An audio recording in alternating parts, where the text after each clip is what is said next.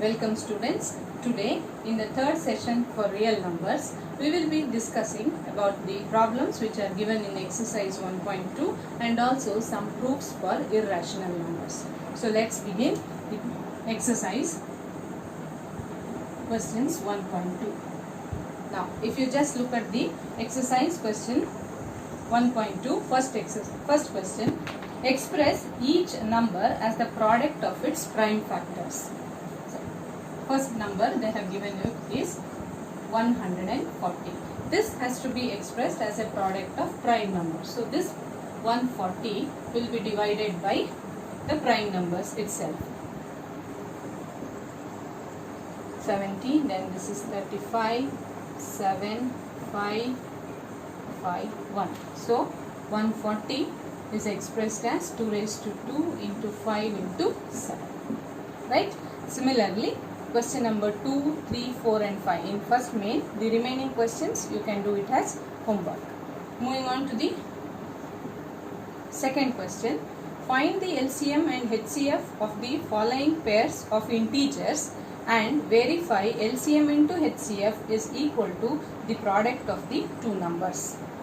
For example, the first question is 26 and 91. You are going to find the LCM and HCF of these two numbers either by prime factorization method or by you can find the HCF of these two numbers by using Euclid's division lemma. Once that is being done, then verify LCM into HCF is equal to product of numbers. Yesterday we have done this type of problems, product of numbers. So once again I am not doing it, just I am giving you the explanation of how to do such type of problems. In the second main, second sub part, they have given again 510 and 92.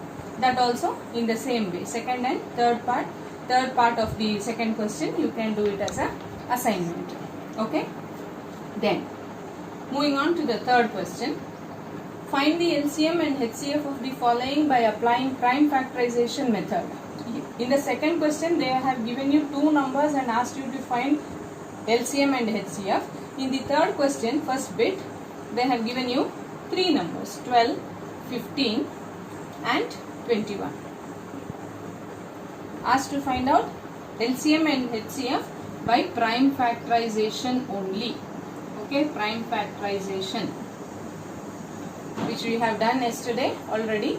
Do that and verify. They have not told you to verify anything. Find so what it is, find the LCM and HCF by prime factorization method. Now next one, fourth question. Given that HCF of the numbers, HCF of 306 and 657 is equal to 9, you have to find the LCM. So LCM is equal to product of the numbers, that is 306 into 657 divided by HCF. Simplify this to get the LCM of these two numbers. Is it clear? This much. Moving on to the next question, fifth one. Check whether 6 raised to n can end with digit 0 for any natural number n, they have said. That means 6 raised to n can end with digit 0 for any natural number n. This, suppose now if I take n is equal to 1, then 6 raised to 1 is 6. Now n is equal to 2, if I take that 6 raised to 2 is 36. n equal to 3, then 6 raised to 3 is 216. So on it goes on. Now they are asking you, is there any digit, is there any value of n such that 6 raised to that value gives you a number which ends with digit 0. Is it clear? They are asking you, find out whether there exists a number n such that if that number is raised to this 6, raised to that 6, then the number which you get as the answer will end with digit 0. Okay, that's the question. So let's prove this by contradiction method. That means we will assume that if possible, suppose 6 raised to n ends with digit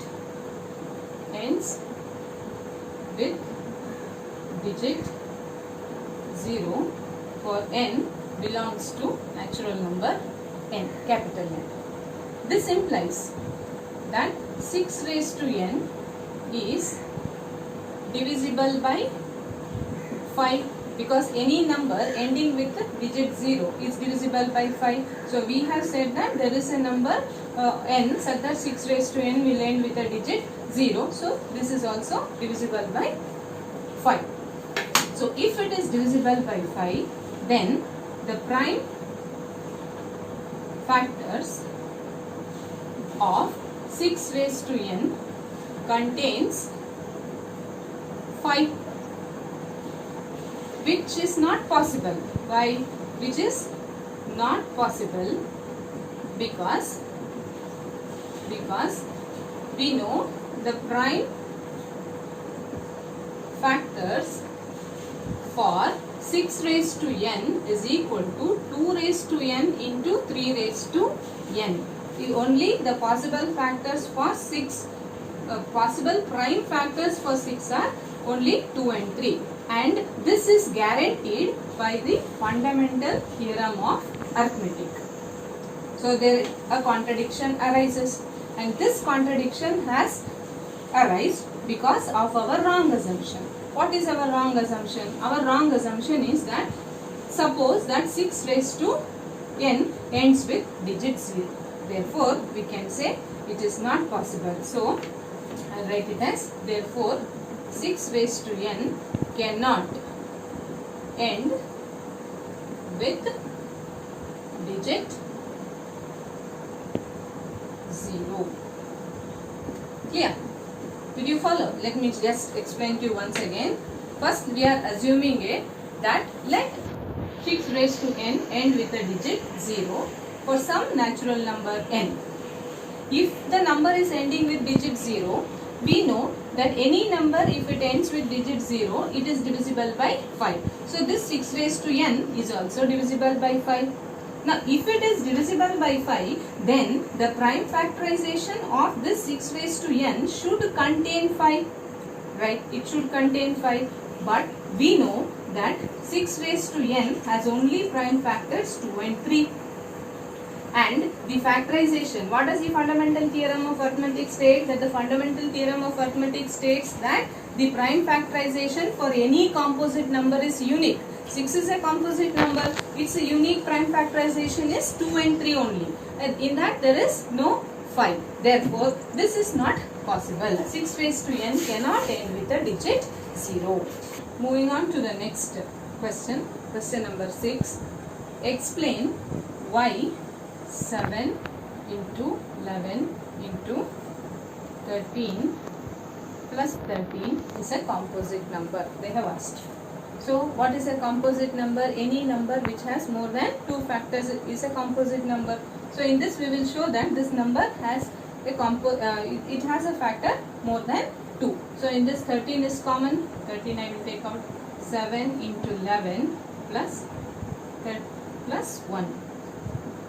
So 13 into 77 plus 1 gives you 13 into 78. Right? So the factors are the number itself, 13 and 78. Right? Therefore it is a composite number. Similarly, they have asked you one more part of it, the second part.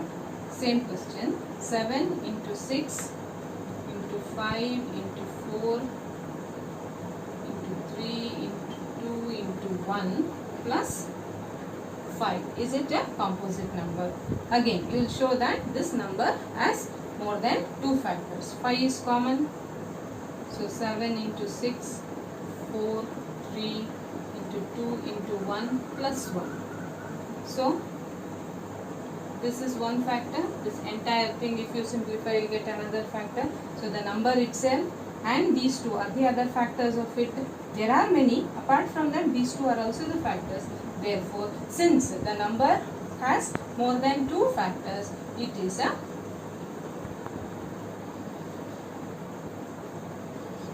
composite number. Okay. Moving on to the next question, question number 7. What does it state? There is a circular path around a sports field. Sonia takes 18 minutes. Sonia takes 18 minutes to drive one round of the field, while Ravi takes 12 minutes for the same. 12 minutes. One is taking 18 minutes, another one is taking 12 minutes. Suppose they both start at the same point and at the same time and go in the same direction. After how many minutes will they meet again at the starting point? Okay, so one is taking 18 minutes to go around once and another one is taking 12 minutes. Both of them are starting at the same time again when they will be meeting. So you have to find the LCM of 18 and 12. So by prime factorization method or any method which is convenient to you, it is factors of 18, that is prime factors are 2 into 3 into 3, and for 12 it is 2 into 3 into 2, or otherwise I can write it as 2 into 2 into 3, right? So this is 2 into 3 square, this is 2 square into 3. So LCM of 18 and 26. What we have said LCM? It is the product of all the factors. Yes, 2 and 3 are the factors of it, product of them to their highest power. So for the 2 highest power is 2 and for 3 highest power is 2. So this is 4 into 9, 36. Therefore, after 36 minutes, they will be at the starting point. They have asked you after how many minutes will they meet again at the starting point. After 36 minutes, they meet again at the starting point.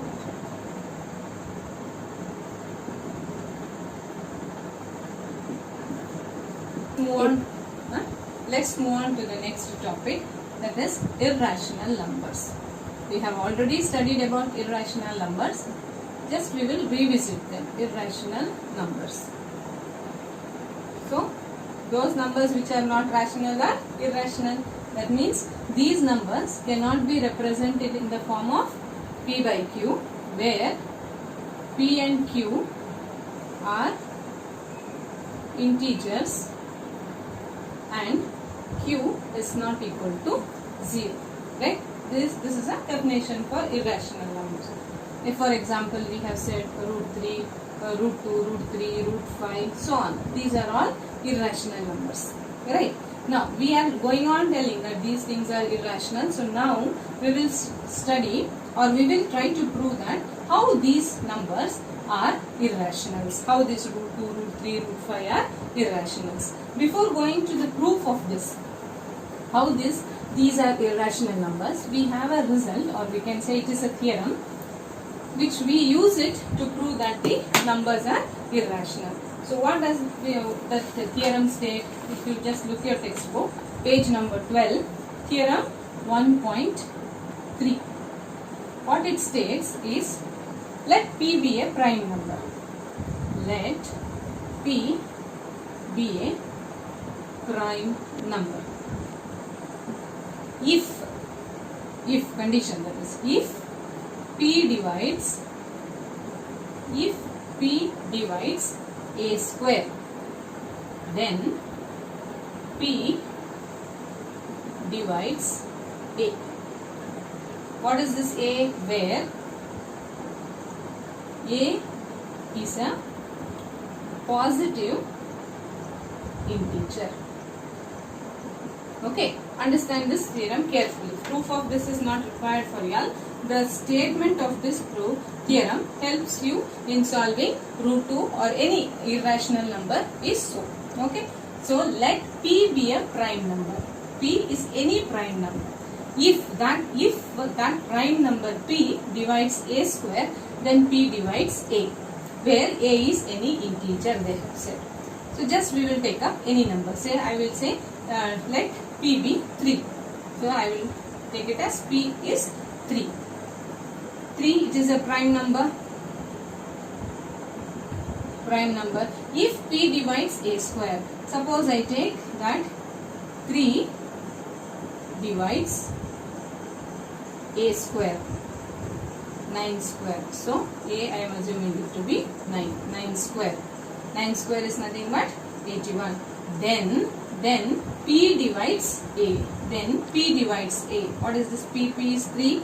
3 divides A. A is 9. This is just an example I have told. This is not the proof of this. Any proof of mathematics cannot be said, or we cannot say that giving certain examples, this is how it works. I can only say that this is how it works, but it is not giving examples is not a proof of this theorem, any theorem. Okay, this is only I have tried to explain you with the numbers. The statement says like this. That's all. Okay, P is equal to 3.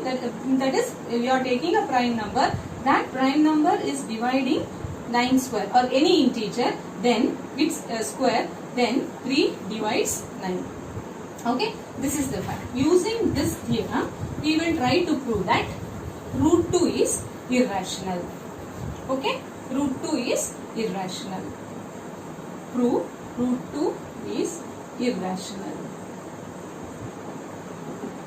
So to begin with, proof this is also by contradiction method only. We will assume let root 2 be rational. If it is rational, then any rational number can be represented in the form of P by Q. So this also will be represented. Then root 2 can be represented by in the form of P by Q. So I will write it as P by Q. Okay. Then P and Q. Suppose this P and Q are having certain common factors. Say that common factor is R. So I will divide both of them by that common factor. Now if I divide it by that common factor, after division I get, say it as A by B.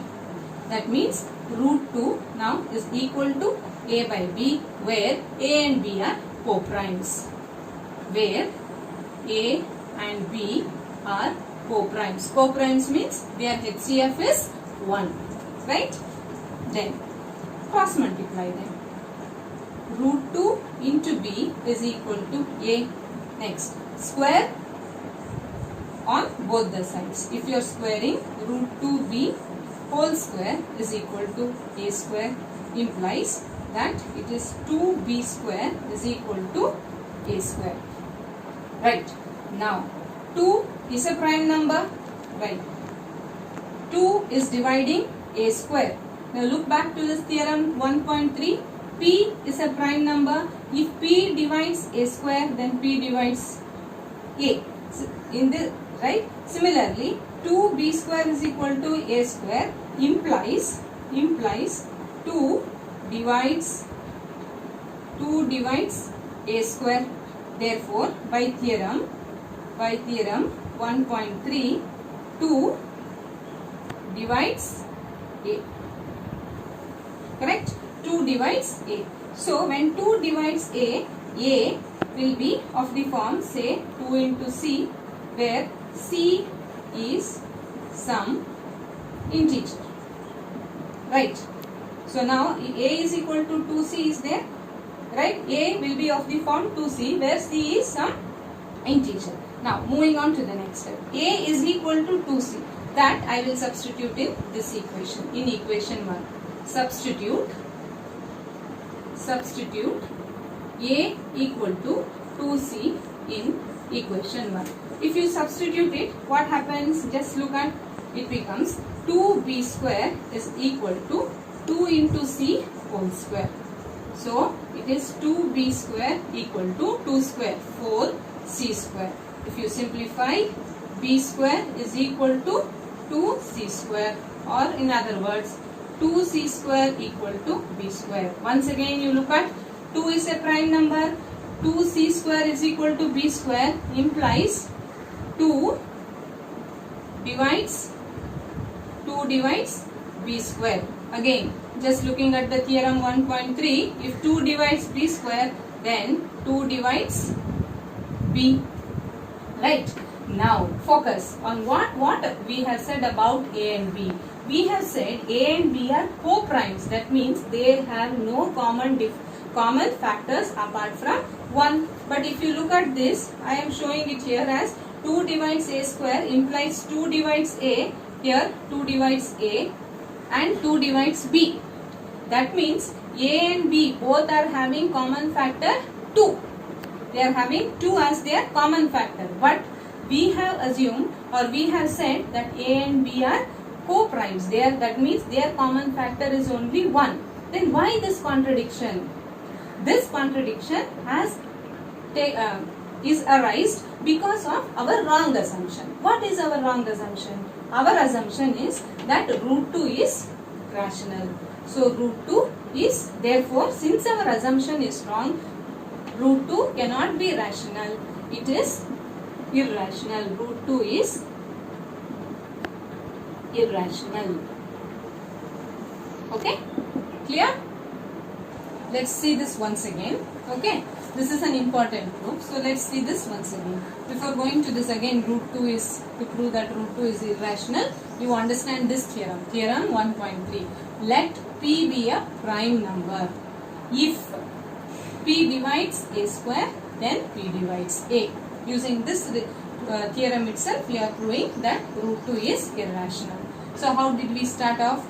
Root 2 is irrational. To prove proof, let us assume that root 2 is rational. Any rational number can be written in the form of P by Q, where P and Q are integers and Q not equal to 0. So root 2 can also be written as P by Q. Now suppose that we have a common factor between 2 and Q. So we will divide that P and Q by that common factor. Say in this case R is the common factor. So P by Q is divided by R, both numerator and denominator. So you are getting some new integers. So those two new integers are A and B. Now root 2 is equal to A by B, where A and B are co-primes. Co-primes means their HCF is 1, or in other words I can say the common factors between A and B is 1. Now you cross multiply it. Root 2 into B is equal to A. Then you square on both the sides. Root 2 into B whole square is equal to A square. Root 2 into root 2 is 2. 2B square is equal to A square. 2B square is equal to A square. So you are now at this stage you are applying this theorem 1.3 result. 2 is a prime number. This prime number is dividing A square. Therefore, therefore 2 should also divide A. So 2 divides A. Right. Then, so when 2 is dividing A, then A will be of the form 2 into C. Right. Then, therefore, where C is any integer. Like for example, for this, suppose I say that 2 divides 6. Right. 2 divides 6.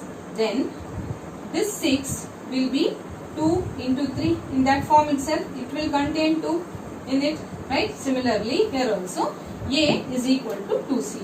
Now this A is equal to 2C. You are going to substitute in this equation 2B square equal to A square. 2B square equal to A square. In that equation, if you are substituting it, wherever A is there, you are substituting as 2C. Then squaring them, simplifying, you get B square equal to 2C square, or in other words 2C square equal to B square. Again, once again, by theorem 1.3, what we get is 2 divides B square, therefore 2 divides B. Now the thing comes, 2 divides B and 2 divides A also. That means the common factor for A and B is 2. But we have said A and B are co-primes, their common factor should be only 1. Then this 2 has come. So there is a contradiction here. This contradiction arises because of our wrong assumption. Our assumption is root 2 is rational. So what should be the thing? This is a wrong assumption. Therefore, root 2 is irrational. This is how we have proved root 2 is irrational. Like this, any other in place, otherwise they will give you root 3. Wherever 2 is there you can replace it by 3, root 5, root 7. Like this, any irrational number, the same steps of proof will be followed. So now we will move on to exercise 1.3. Exercise 1.3. They have asked you first question in that is prove root 5 is irrational. Okay, the same way how you have proved root 2 is irrational, in the same way we will proceed.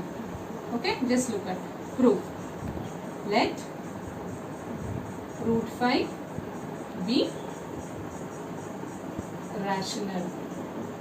Okay, then root 5 is equal to, I am skipping one step, where root 5 is equal to a and b. I am directly writing a by b, where a, b are co-primes.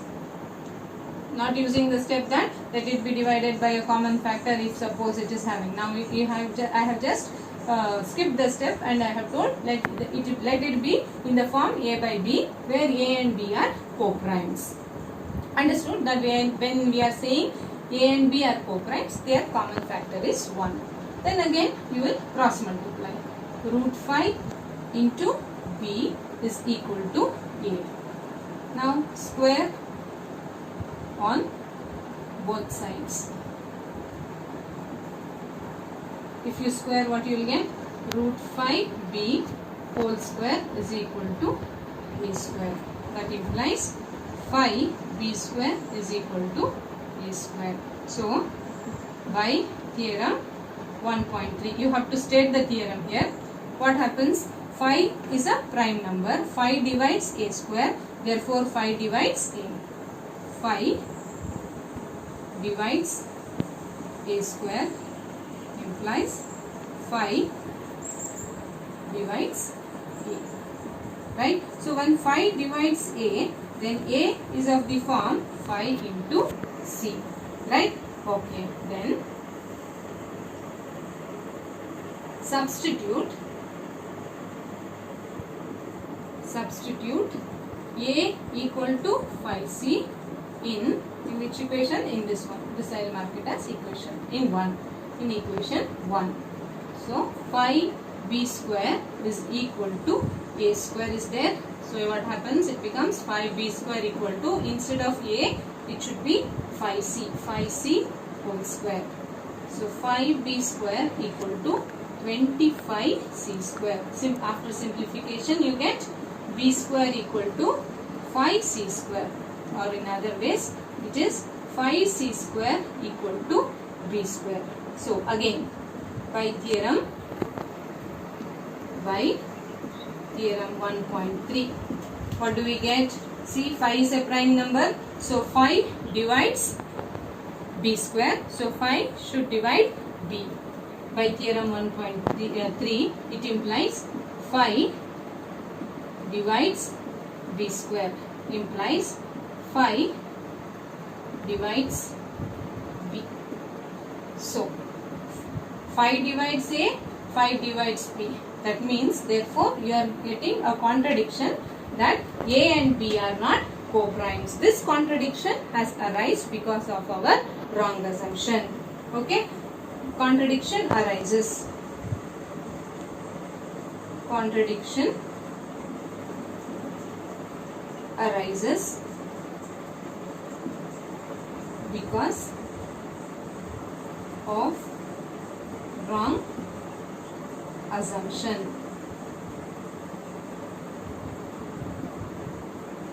Therefore, root 5 is irrational. Clear? This here you have to write the step. Then root 5 divides a and 5 divides b. That means a and b are having common factor 5. But we know that a and b are co-primes. This contradiction arises because of our wrong assumption. That has to be completed here. Is it clear? Moving on to the next question. Second one. Right? Second one. Prove that 3 plus 2 root 5 is irrational. So we will assume same way. Proof by contradiction. Let 3 plus 2 root 5 be rational. So if it is rational, then it can be written in the form b by q or a by b, anything you can write. Okay. Next step, where p and q are co-primes. Then 2 root 5 is equal to p by q minus 3, or root 5 is equal to p by q minus 3 whole divided by 2. Simplify that. Root 5 is equal to p minus 3q by 2q. Right. P and q are integers we have said. So p minus 3q, this entire thing is a integer. Then 2q is also a integer. Integer by an integer will give you a rational number. Right? Rational number. But we know that root 5 is irrational. So what we are getting according to this equation? So root 5, that is irrational number is equal to rational number, right? Which is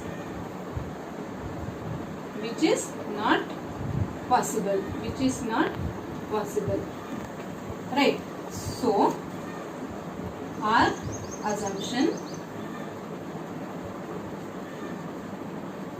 is wrong.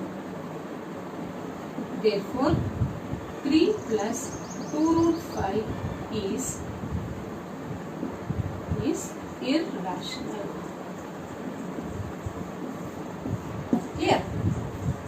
Moving on to the next question, third one. What they have said, prove that the following numbers are irrational. That first bit, prove that 1 by root 2 is irrational. We have already shown that root 2 is irrational. So this one, you rationalize this. 1 by root 2 will be rationalized by root 2 into root 2. Then this will be root 2 by 2. Right?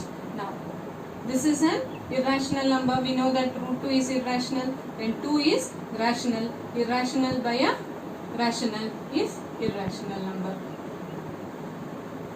Therefore, 1 by root 2 is irrational.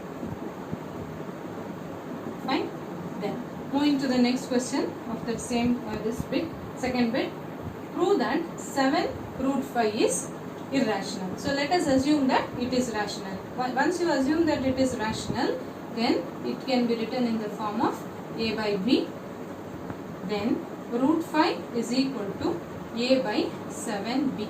When I said it is a by b, both a and b are integers. So now integer, a is an integer, 7b is also an integer. Integer upon an integer is an integer, which gives you, that is nothing but it is a rational number. But we know that root 5 is irrational. Root 5 is irrational. Irrational is equal to rational we are getting. But we know that root 5 is irrational. So, irrational number is equal to rational number, which is not possible. Therefore, what is it? 7 root 5 is irrational. Okay. Moving on to the last problem of this exercise. Moving on to the third bit of this third question. What it says, again you should show that 6 plus root 2 is irrational. The same way, let it be rational, so it will be written in the form of a by b. Then root 2 is equal to a by b minus 6, which implies it is a minus 6b. Right? But we know that root 2 is irrational. A, this is an integer minus an integer. The resultant will always be an integer. So integer belongs to a set of rational numbers. So it is an rational number. So what we get is this irrational number is equal to rational number. Again, the contradiction arises because of our wrong assumption. Therefore, 6 plus root 2 is irrational. Okay, these steps to be written. I have not written here. Those steps to be written as we have done it in the previous problem. Okay, with this we come to the end of exercise 1.3. Thank you.